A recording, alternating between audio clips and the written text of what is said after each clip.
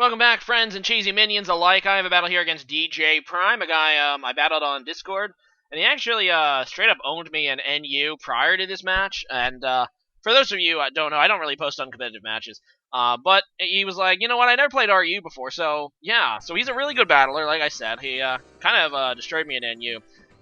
So this is an RU rematch, and like I said, this is his first time playing RU. But he actually looks like he's fielding a pretty competitive team here. So am I, so let's go ahead and hope that this one goes a little better. So, I'm gonna go ahead and lead with my Steelix, and yeah, he's gonna go ahead and lead with his Galvantula, which I kind of expected, because he's gonna want to set up sticky webs. We both brought at least one sticky web user. I do have a defogger in Mandibuzz, so I'm like, you know what, if I can get rid of this Galvantula, I can potentially get my sticky webs after defogging. But I need to be sure to kill this Galvantula. So I'm just going to go straight for the Earthquake instead of going for the Stealth Rocks. In the back of my mind, I really would like to defog. So there's no point to set up Stealth Rocks quite yet. I just want to get rid of this Galvantula. And he is going to go for the Energy Ball. It's kind of a questionable, but I go for the Dragon Tail here, thinking that he might switch to save his Galvantula. But no, he stays in and dies. So now I feel kind of comfortable that I should be able to defog. So in comes his Feraligatr. I'm going to go straight into my Mandibuzz, who is a physical wall. And he's going to go ahead and surprise me here with something I don't think I've really ever seen before, and that is a special Feraligatr. He goes for the Scald, and yeah, it's probably definitely Sheer Force still. A lot of people use Sheer Force Nidoking, a Pokemon that gets fantastic coverage, but doesn't have great special attack, but Sheer Force kind of makes up for that. And this guy's doing it with a Feraligatr, and it does a ton of damage. I mean, he did crit too, but that kind of helps. But I think he would have been able to kill me with Ice Beam anyway. And that's going to really mess me up, because now I can't set up my defog. So I'm like, well, I guess we're just going to have to settle for the, you know, unless he wants to defog with this Florges, which can totally get defogged now. I'll just settle for, like, both of us having Sticky Webs, which would kind of just negate them, except for a Flying Pokemon, which he does have Swellow. And I'm kind of worried about a special Swellow. Spec Swellow actually does significant damage to my team.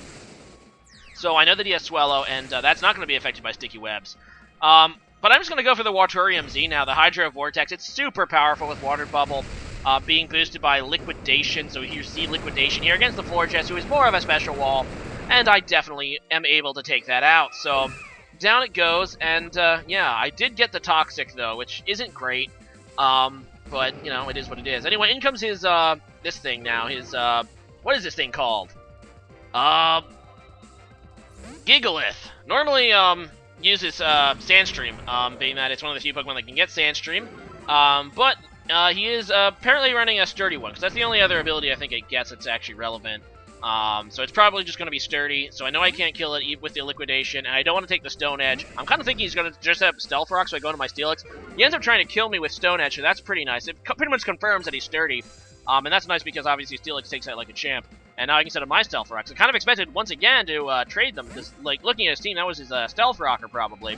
But he decides instead just to go out into his Feraligatr, to scare away my Steelix. And I'm just going to go to a Araquanid, excuse me, which I think is a pretty safe switch in for this Feraligatr, because it's, you know, Araquanid has very good special bulk. I have the resistance to his one stab, and obviously I resist Ice Beam as well, so I'm not entirely sure what his other moves are going to be, but I'm pretty sure Araquanid can take them, and I'm just going to go for the Liquidation.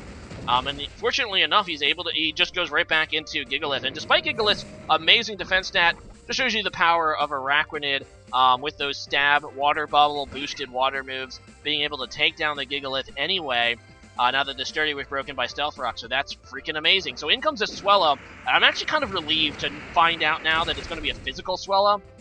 Physical Swellow obviously was all the rage back in Gen 4, but it actually got a boosted special attack in Gen 6, I believe, or was it Gen 7? I don't remember, but now Spec Swellow is totally a thing, because it has actually a pretty good special move pool. And with that little boost in special attack, it actually is pretty threatening. Especially, I mean, it's kind of like a counter, you know, to a lot of RU Pokemon. For example, you can get Heat Wave, which would have been a problem for my Steelix. So yeah, it's just pretty scary overall. But anyway, he's going to go ahead and U-turn against my Steelix. I'm just going to go for the Dragon Tail, knowing that he, you know, either going to take really bad damage there on his Swellow if he stays in. I know he can't possibly hurt me now that I know he's not a special set. So yeah, fortunately, I do get the switch, which was kind of obvious. I kind of expected the U-turn, and it's going to be able to, you know, push him right back into a Swellow again, which is just fantastic because this thing takes another hit of Stealth Rocks, and it will take this guy out now. And once again, I just go for the Dragon, Dragon Tails in case he does switch out, which will get, Stealth Rock damage on his team, and keep him from, getting in on this for Alligator. So he's going to go for the Agility here, and I don't really blame him for doing this, but I'm going to just go for the EQ.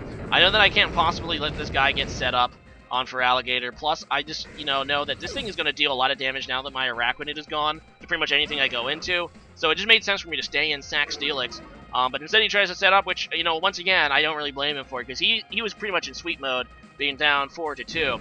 Now, his last Pokemon is actually this Marowak, which actually can be problematic for the rest of my team, because it has Lightning Rod, so it's going to not take damage from electricity from my Rotom, which I'm going to go into. And what I'm going to just do is Trick, and I do that actually to get rid of his Thick Club and give him a Choice Scarf instead, which will lock him to a move, so he can't switch to Shadow Bone against my Cresselia.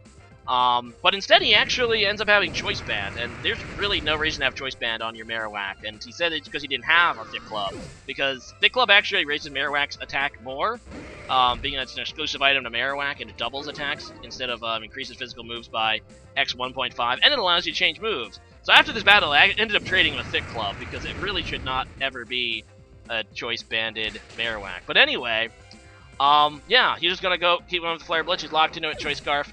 I'm just going to go into my Machamp and kill him with the knockoff. So good game there, DJ. And we're going to have maybe a tiebreaker to break our little, well, I guess, I-1-1, U-1-1. You were new to this tier, so maybe we'll pick a tier next time that we're both familiar with. Anyway, today's question of the day is going to be a question that Swankle asked earlier today on my Discord that I thought was, hey, I want to write this down. This is a good question of the day idea. Like, so, I'm just going to read word for word. Like any normal person, he says, I was thinking about how cool the Lugia encounter in the Whirl Islands is, which made me wonder about what people's favorite, most epic static legendary encounter is. So basically, what is your favorite, or what you think the most epic static legendary encounter in any game is in Pokemon?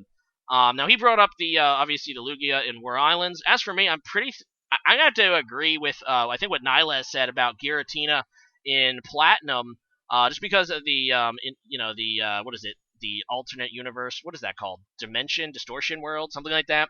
Yeah, it's actually a really, really, really neat area, and the encounter, when you actually get to him, is pretty awesome. Although I do like the new tracks they made for Ho-Oh and Lugia in Heart Gold and Soul Silver, assuming that's what Swankle was talking about, so I think both of them are really good, and I'm sure there's a few others. I'm sure other people found, the black and white encounters epic and things like that. So leave a comment about that, and see you guys again next time. Later.